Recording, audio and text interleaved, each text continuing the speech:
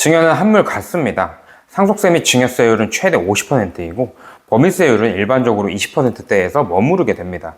벌써 세율 차이만 해도 30% 정도 되죠.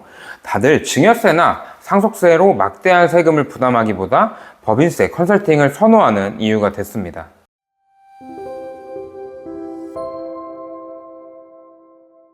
안녕하세요, 시원한 세무사입니다. 요즘 상위 1% 강남 부자들 세금 트렌드가 어떤 건지 아시나요? 잘 모르신다면 꼭 보고 가셔야 합니다. 증여세 공제 금액이 얼마인지는 당연히 아시겠죠. 부부간에는 6억, 성인 자녀는 5천만 원입니다.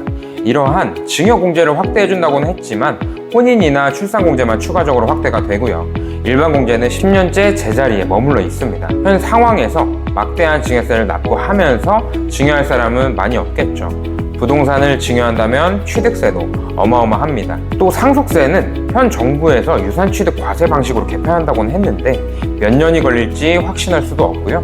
만약 빠르게 바뀐다고 해도 꼬마 빌딩 한 채 가지고 있을 때 납부하던 상속세가 얼마나 줄어들까요? 재산 규모가 크다면 생각보다는 많이 줄어들지 않을 겁니다.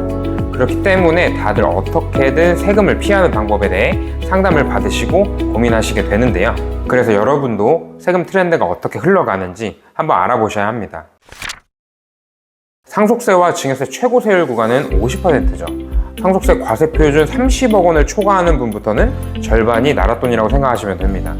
즉 매년 축적되는 재산의 절반이 상속세입니다. 강남역에 가셔서 한번 둘러보세요. 수백억, 수천억 하는 빌딩들이 굉장히 많죠. 만약 이런 빌딩을 개인이 소유하고 있다면 상속세 때문에 절반은 국가 소유가 됩니다. 소유자가 돌아가시기만을 기다리고 있는 상황인 거죠. 우리나라 자산가들의 재산이 대부분 부동산에 묶여 있고요. 그러한 부를 축적하신 분들이 길어봤자 한 20년 정도 생존을 하실 테니까 그 안에 소유권은 전부 바뀐다고 생각하시면 되겠습니다. 그래도 재산 규모가 크지 않느냐? 막상 까보면 상황은 좋지 않죠.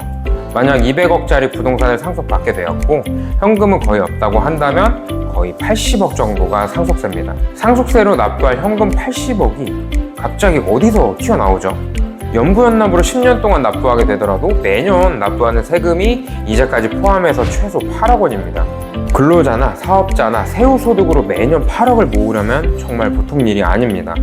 실제로는 20억 가까이 벌어야 8억 떨어질까 말까 하니 소득세와 상속세가 이중과세 되는 부분이 상당하죠.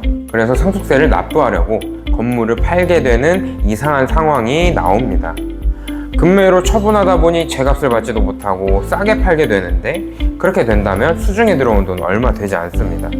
200억짜리 부동산을 싸게 170억에 팔아서 이거저거 다 떼고 나면 수중에 돈은 많이 안 남죠. 이 문제는 국가에서 해결해 줄 수는 없고요. 바로 본인들이 찾아내야 되는데 이러한 부분을 해소하려고 고액자산가들이 쓰는 방법이 바로 법인입니다.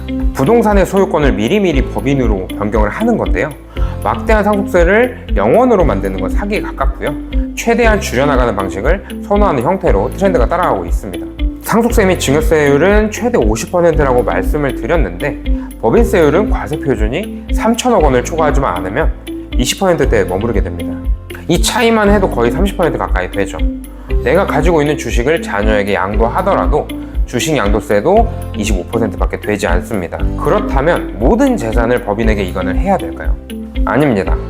주택은 법인이 소유하게 되면 보유세가 어마어마하니까 주택은 개인이 보유하고요.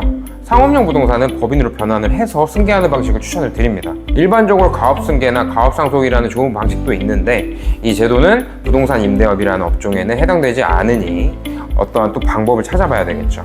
그래서 부동산을 법인 전환이라는 방식을 통해 소유권을 법인에게 이전을 하게 되고요. 법인의 주주 구성을 바꿔나가는 겁니다. 바로 자녀에게 이전을 하는 겁니다.